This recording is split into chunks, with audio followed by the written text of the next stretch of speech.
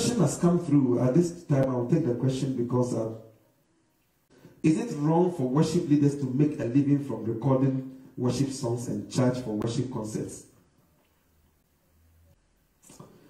We have to answer this question. We have to let the scripture explain scripture. First of all, the scripture is clear. There's nothing like a gift of worship. Do you have a gift of worship? Maybe we can go to Ephesians and learn something there. Ephesians 5:19. Is it there? Or maybe we can start from verse 18. Good. So I am here, Ephesians 5:18. Yeah? Ephesians chapter 5 verses 18. The NIV version reads, "Do not get drunk on wine, which leads to debauchery. Instead, be filled with the Spirit." Okay. Verse 19. "Speak to one another." Speak to what? One another with psalms, hymns, and spiritual songs. Say it again. Speak to one another with what? Psalms, hymns, and spiritual Means songs. addressing each other. Okay. With what? Psalms, hymns, and what? Spiritual songs. And spiritual songs. Sing and make music in your heart to the Lord. Sing and make what? Music in your heart. Which is melody. To the Lord. In your heart to the Lord. There's a scripture here I want to bring out. But my Bible is not. Let me see. Colossians 3:16, isn't it? Sorry, go ahead. Let the word of Christ dwell in you richly. Let the word of God, Christ, dwell in you richly. In all wisdom. In all wisdom. Teaching and admonition one another. Teaching and admonishing one another. In psalms and what? And hymns and what? Spiritual songs. So it's again, this is a charge to all. That if anybody is going to a church to bless the church, they must bless the church with hymns and what? Spiritual songs. Spiritual songs and psalms. That is a charge to all. Then in Ephesians, you said that when we are addressing each other in church or wherever it is in concert, it must be on the basis of what? Psalms, hymns, and spiritual songs. The question is simple. The people who sang those songs, did they write them or they took it from the Psalms already? Because the Psalms are already written. Hallelujah. The Psalms are already written, first of all. Spiritual songs are songs that are given by the Spirit. So it is not given by the artist. Hymns are inspired songs that are taken from scriptures and we make words out of it. Is it true? So for example, when I made the song, "When the sons of men of the ones is not follow, let them see that thou hast lifted me." It was November 30th, 2019, when Holy Ghost gave me that song in all night. It's not my song, it's Holy Ghost song. When I put this song on DVD, I cannot sell it. I can only ask for donations to cover the studio and the production cost. There's a difference between selling it and asking for donation. Because the studio man might not be born again and he will charge for the electricity and his time and everything. Hallelujah. But God himself knows how to feed me out of the song. If we go to churches to minister and we charge, in other words, to cover our travel expenses, it is a profession. It is not a ministry. May I at this note say to people who go to places to minister and charge, go to places and minister and charge, and they call it XYZ Ministry International. It's not a ministry anymore. Once you charge for it, it is not a ministry. You see, there's a difference between the ministry and a ministry. I don't want to discuss it because it will take much time to discuss. I have been talking it time and again, maybe in the course of time. We have the ministry and a ministry. By the grace of God, I am part of the few who has been selected to do the ministry. But many believers in the house of God are part of the group who do a ministry. Hallelujah. Oh, Matabros de. So therefore, if I charge for ministering in songs in a church, I am a professional. I am not ministering. But you see this high place there. This high place and everything pertaining to it is for anointed men and not for professionals. It's either you are anointed by the Lord to do it for the glory of heaven, or you are inspired by self and flesh and Satan to do it for money and self-aggrandizement. For a reward in the form of money is a reward in the form of the order of 666 Egypt last week. You remember? Remember? So, Pastor, if somebody give you money, you won't take. Who told you? Give me and see what I will reject. I'm talking about motives. The motive behind why we take a divine thing and want to take economic reward for it. We can't do divine work and expect economic reward for it. That does not make it a ministry. It makes it a business. Hallelujah. Amen. So what about buying the CDs? You don't have to sell the CDs. You have to ask the people to donate. When I wrote the Bible study books and I gave it to you guys, did I charge you? But I'm a good man enough to charge £5 per book.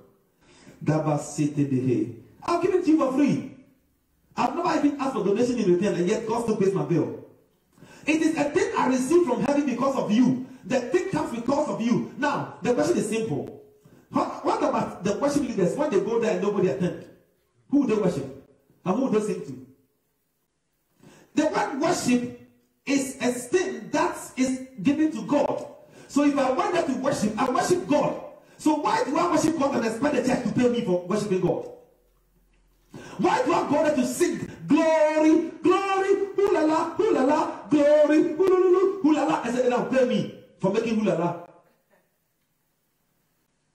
No! Worship is to God. If I truly am a worship leader, then I'm serving God in spirit and in truth. And the Bible says those who worship him must do so in spirit and in truth. So worshiping God, yebata, we do it in spirit and in truth. And the same God whom we worship will reward us openly.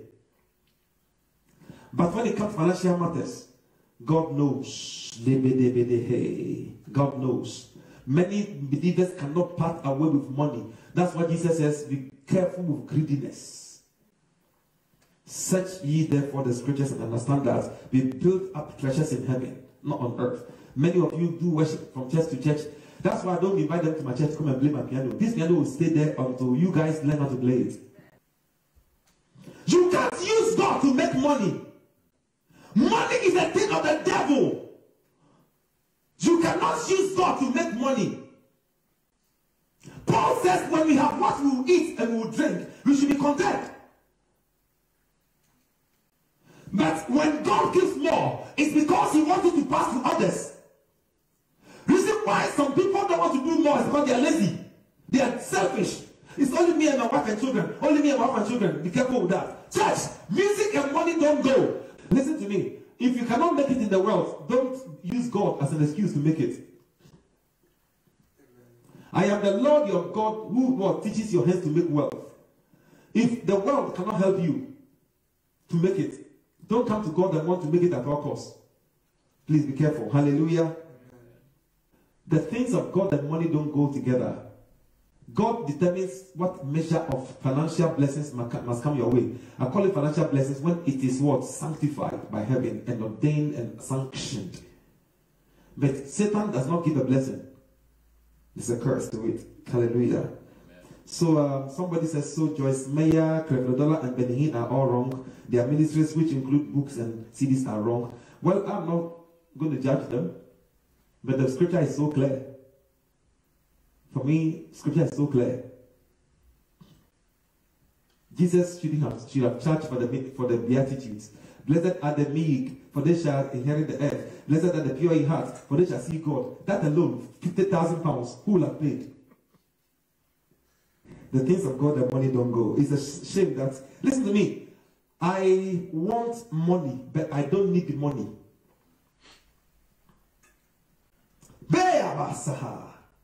I want what? Money, but I don't need money. Money needs me in order to have value, but I want it because of my physiological, needs. That's it. But even God protects and gives and cares for our physiological needs. Let's at this juncture read the Lord's Prayer. What did the Lord say? We can all say it together if we don't want to read it. Our Father who art in heaven, hallowed be thy name, thy kingdom come. Thy will be done on earth as it is in heaven. Stop there. Give us what? Today our what? God gives us our physiological needs. So we don't need money in order to eat. We don't need money in order to travel. We don't need money in order to buy a house. God gives us our physiological needs, but he only gives it after we fulfill his threefold heart desires. They are his name to be hallowed daily in your life, his will to be done in your life and in your situations, and his kingdom to be established in every area of your life. If you fulfill these threefold heart desires of God, your physiological needs will be met by God. For he said nothing, that's what I said, seek ye first the kingdom of God and his righteousness, and all the bills shall be paid. Church, God pays the bills. That's why there's a lockdown. Yes, we have not been shut down. Amen. God pays the bills. Please the Lord, and the rest will be history. Hallelujah. The Psalm 34 says, let your heart desire be with the Lord. And it says, delight yourself in the Lord, and he will give you your heart's desire. I know you sit down there, you want a private jet. It's a heart desire. It's not wrong. But if you start charging churches, in heaven you have nothing there. Some of you stop coming to Bilal because I didn't pay you. You think I'll pay you? Pay you what? The anointing that night at the expense on you. Can you pay me? You want me to pay you because you sang? That song was even my song I made. I made that song and you sang it. So why should I pay you? For my own song, you sang it together with me. Kabada Sato Shudedebe. God bless the day we were born. So yes, we should do it as unto the Lord. Say everything we do it as unto the Lord. So why then do we get to some ministration and we do it as unto our pocket? It is not wrong if you put on screen your bank account details and ask people to donate for the cost of what this cost. We are renting from somebody who is not born again and he will take the money. That's why we need the money to pay, because that's the terms they understand, but we need it to be able to reach out to you. That's different. And that's what God will pay. That's why I don't ask you, but you still give me anyway. Have you not seen the difference? If there's a church where we don't do money, is one of these churches is our church. Yeah, God pays the bill. And God gives us mobility to move around in a car. Thank God for that. I'm into this church. Amen. So I cannot judge Joyce Meyer and Creflo Dollar. Hallelujah. Bible says, and the woman who followed Jesus ministered to him with their substance. God knows how to touch people's hearts to support the ministry. God knows where to hit people to donate. But if you are charging and charging, God will not bring the people. Simple as that. That's why some people look, you see the kind of ministry God has given us. It's a revelational ministry, so we teach revelational things. But it touches the heart of people who want to go far, who want to know God for themselves by revelation. So when we say things, they can't stop by saying amen. Those are the people who want to come because they want to learn. Then there are those who will come because God has touched them to them. I'll give you an example. This is the first time I'm giving this a testimony. I received a message from somewhere. And the person says, I appeared to him in a dream that he should come and give God the sacrifice for a miracle he's looking for. The person called me and said, don't do it. Go and tell your wife first. If your wife says no, don't do it, then it's not from God. If your wife says yes, it's from God. Then he went and told his wife. 2 months later, God appeared to his wife in the form of me and said to the wife, we have the project going on in this church, but we need 7,000 pounds. But her, the wife and the husband, their portion is to pay 3,000. The following day they called me, they didn't get me. For 3 days they kept on calling me. Because God touched me and they were calling me, the phone was ringing, I was not answering, but they couldn't rest until they get through to me. Finally they got through to me and said, we can't breathe. God said we should pay 3,000. Does it make sense? And that is how we're able to do these works here. So you don't know where the money comes from. So that's the point you're making here. God knows how to touch people's hearts to bless his work. And those people who God touches, because God is going to give more. That's why he touches their heart. To God be the glory. Amen to this. So I cannot judge them for selling their DVDs, their paraphernalias and those things. These things, I can say the scripture frowns upon it, so be careful. Simple as that. You can be anointed and still get it wrong. Can I say it again? You can be anointed and still get it wrong. You don't believe me? Go back and ask the 5 virgins. They were virgins, but they were foolish. They were virgins, but they were foolish. They were uncontaminated, but foolishness had contaminated them without knowing. Does it make sense? There were 5 of them who were wise. They were virgins, and wisdom had attached itself to them. Then 5 others were wise, but foolishness and carelessness and lack of learning had attached itself to them. Said, you can be anointed and be contaminated.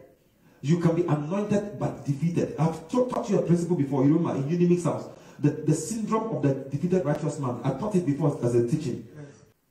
Somebody can have God's name tattooed on his forehead and still be in Satan's camp. For my children are gone into captivity because of what? Lack of knowledge. So lack of knowledge can make a man be anointed. He's in church paying tithe and offering, and yet he's part of Satan's captive. Yes, he's speaking in tongues in Satan's camp. And he gets beaten more because of lack of knowledge. This explains why some of you, after you pray for long, you still get bad dreams. Lack of knowledge. You cannot be praying that much and be getting bad dreams all the time. Lack of knowledge. Oh, Kabasa. Let me tell you, when you do it freely, God will send people to donate secretly without you knowing. But if you don't trust God and you sell it because of selfishness, you will not go far. I'm not saying that if they are selling their DVDs and their CDs and you need it, don't buy it. You can buy it. But in normal sense, it's wrong. For example, I'll give you an example. I didn't have money when I saw Charles and Frances Hunter's books. I saw one of their first ever books that they wrote in the early 80s. And when I read it, it gingered me. I could feel the anointing coming from the book. And I wrote to them that I don't have money.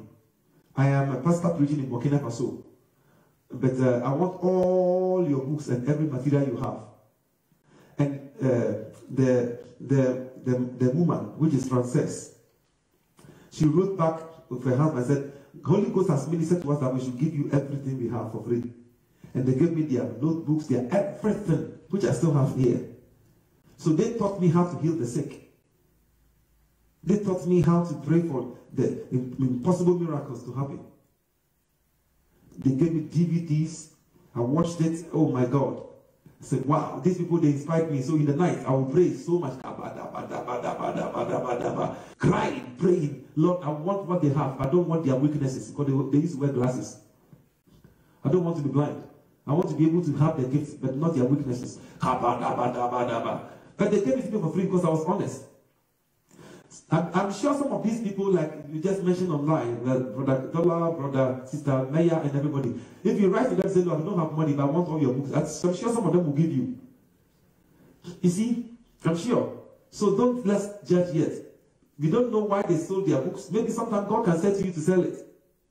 Now sometimes God can instruct you to sell it. When that thing comes, that's fine. I believe that sometimes God can instruct people to sell some certain stuff. But sometimes he doesn't need to. I'll give you an example. When Jeremiah was instructed by God to buy a plot of land, it was because that plot of land, the land title deed was to show that Israel lived in this land before. Because today, people still believe that Israel should not live there. And they are attacking Israel and call them occupiers. But when they found the title deed of Jeremiah, we know that where the Arabs are living now is still Jewish land. See, so you have to be very careful. So it was not for business. It was for inheritance purposes. Hallelujah. The prophet of God died and left death. They were going to sell him and his wife and his children. Elijah came there. He said, look, this oil, do it this way. When the oil came, he said, sell it and pay the debt. Isn't that what the Bible said? After the debt was paid, the oil stopped. God will never always go beyond bound. He gives you what you need, after which he controls the rest. If not, it will control your heart. Have you forgotten? Where your heart is, there should be your treasure. Hallelujah. Some people follow money and their heart is taken away. Because whoever controls the purse controls the authority. So you cannot serve God and mammon. Hallelujah. So let's be very careful here.